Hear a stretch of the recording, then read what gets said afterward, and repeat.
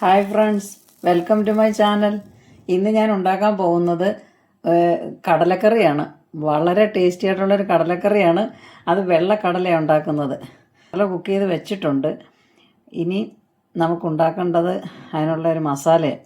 അപ്പോൾ ആദ്യമായിട്ട് അതിന് പാൻ വെച്ച് പാൻ ചൂടായി അതിലേക്ക് ഒരു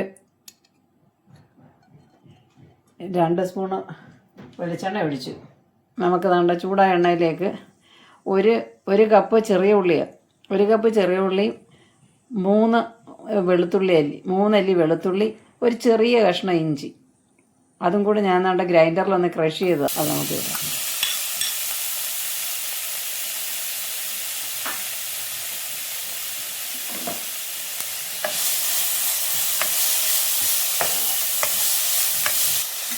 ഫ്ലെയിം ഇച്ചിരി കൂട്ടി വെക്കണം.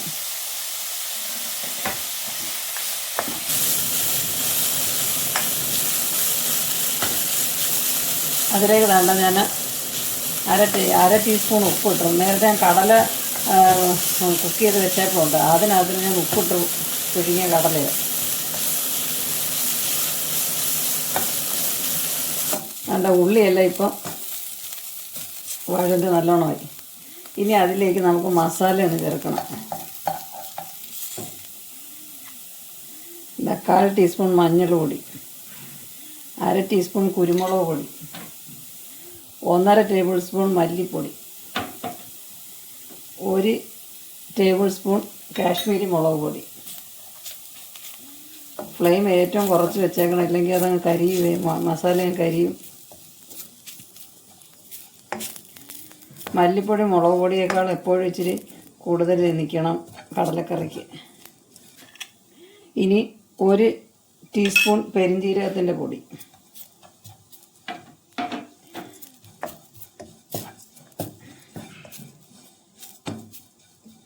മസാലയുടെ പച്ച സ്മെല്ലൊക്കെ മാറി. ഇനി അതിലേക്ക് ഉണ്ട് 1 ചെറിയ തക്കാളി,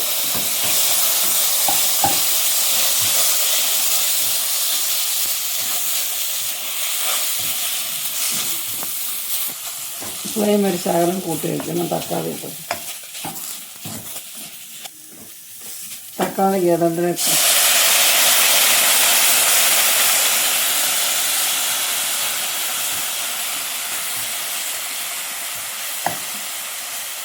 1/4 കപ്പ് വെള്ളം അതിനകത്ത് ചൂടുവെള്ളം ഒഴിച്ച് ആ തക്കാളി ഇപ്പം അങ്ങ് വേകും നന്നായിട്ട്. അത് അടച്ച് വയ്ക്കും. നമുക്കൊന്ന് തുറന്ന് നോക്കാം. തക്കാളി എല്ലാം നന്നായിട്ട് വെന്ത് റെഡിയായി. ഇനി ഇത് നമുക്ക് ഒന്ന് തണുത്തിട്ട് ഒന്ന് അരച്ചെടുക്കണം. ഞാൻ ഫ്ലെയിം ഓഫ് ചെയ്ത് ഇതൊന്ന് തണുക്കട്ടെ. ഇതൊന്ന് തണുത്ത് കഴിയുമ്പോൾ അതുകൊണ്ട് ഈ കടലയാണ്, ഒരു വെന്ത കടലയ്ക്കകത്തുനിന്ന് ഇതേലത്തെ 3 സ്പൂണ് കടല ഞാൻ കോരി എടുത്തിട്ടുണ്ട്.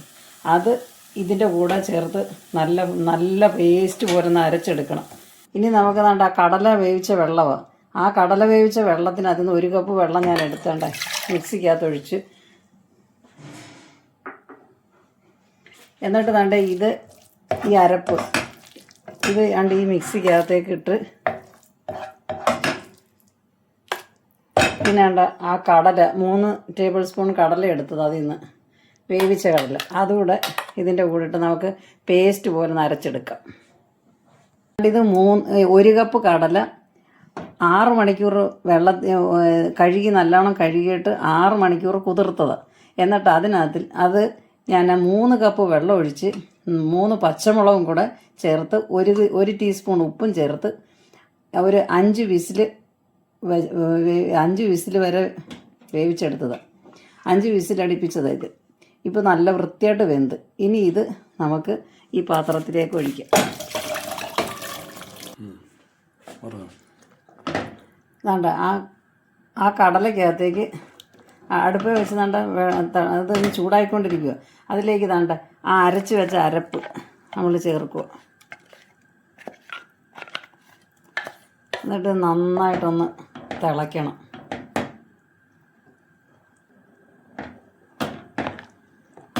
ഇപ്പോൾ ഇപ്പോൾ ഇതിനകത്ത് കുറച്ച് വെള്ളം കൂടുതലായിട്ട് തോന്നിക്കും, പക്ഷേ വെള്ളം കൂടുതലൊന്നുമില്ല. കുറച്ച് കഴിയുമ്പോൾ ഇതങ്ങ് തിക്കാവും. അടച്ച് വയ്ക്കും.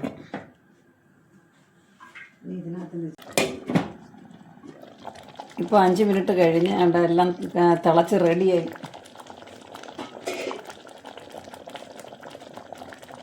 ഉപ്പ് ഇച്ചിരി കുറവാണ്.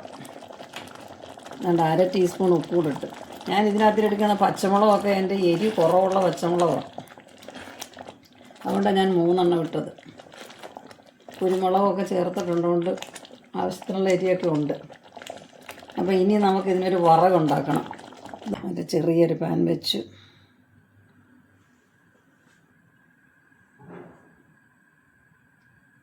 പാൻ ചൂടായി. പാനിലേക്ക് 1 ടീസ്പൂണ് വെളിച്ചെണ്ണ ഒഴിച്ച് ഇതാണ്ട് 1 ടീസ്പൂൺ നെയ്യും കൂടെ ചേർക്കും. അപ്പോൾ നല്ല ടേസ്റ്റായിരിക്കും കറിക്ക്. ചൂടായിന് 1 ടീസ്പൂൺ കടുക് കിട്ടും.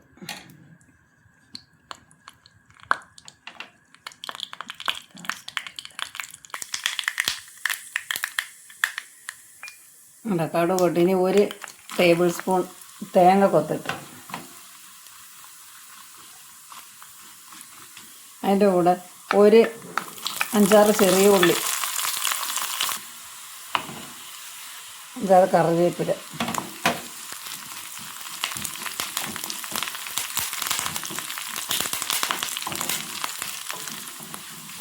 ലാസ്റ്റ് വേണ്ട ഞാൻ 1/2 ടീസ്പൂൺ ഗരം മസാലയും കൂടെ ഇട്ട് ഇനി ഫ്ലെയിം ഓഫ് ചെയ്യുക.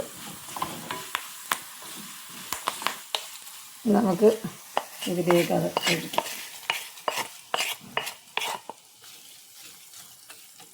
അത് 5 മിനിറ്റ് നേരം അടച്ച് വയ്ക്കണം, എന്നാലും അല്ലെങ്കിൽ അതിൻ്റെ സ്മെല്ലൊക്കെ പോകും.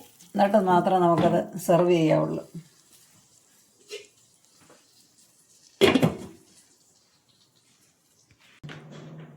അങ്ങനെ നമ്മുടെ സ്വാദിഷ്ടമായ കടലക്കറി റെഡിയായി. കണ്ടോ? ഇപ്പം നമ്മുടെ കുറച്ച് കുറുകിയിരിക്കുവാണ്. ഇപ്പോൾ 5 മിനിറ്റായി. ആ വറകൊക്കെ ഇട്ടിട്ട് 5 മിനിറ്റ് കഴിഞ്ഞ് ഇപ്പം നല്ല ടേസ്റ്റായിട്ടിരിക്കുവാണ്. അടിപൊളി ടേസ്റ്റ്. നിങ്ങൾ ഒരു തവണയെങ്കിലും ഇതുപോലെ ഒന്ന് ട്രൈ ചെയ്യണം. എന്നിട്ട് എന്നെ ഫീഡ്ബാക്കൊക്കെ അറിയിക്കണം. പിന്നെ ഇതെന്ന് പറഞ്ഞാൽ നിങ്ങൾക്ക് പുട്ടിൻ്റെ കൂടെയും ദോശയുടെ കൂടെയും ഇഡ്ഡലിയുടെ കൂടെയും ചോറിൻ്റെ കൂടെയും ഒക്കെ കഴിക്കാൻ നല്ല ടേസ്റ്റാണ്. എന്നിട്ട് നിങ്ങൾക്ക് ഈ വീഡിയോ ഇഷ്ടപ്പെട്ട് കാണുമെന്ന് ഞാൻ വിശ്വസിക്കുന്നു. നിങ്ങൾക്ക് ഈ വീഡിയോ ഇഷ്ടപ്പെട്ടിട്ടുണ്ടെങ്കിൽ എൻ്റെ ചാനൽ നിങ്ങൾ ലൈക്ക് ചെയ്യുകയും ഷെയർ ചെയ്യുകയും കമൻറ്റ് ചെയ്യുകയും ഒക്കെ ചെയ്യണേ. എന്നിട്ട് ഇനി നമുക്ക് മറ്റൊരു വീഡിയോ ആയിട്ട് കാണാം. Thank you.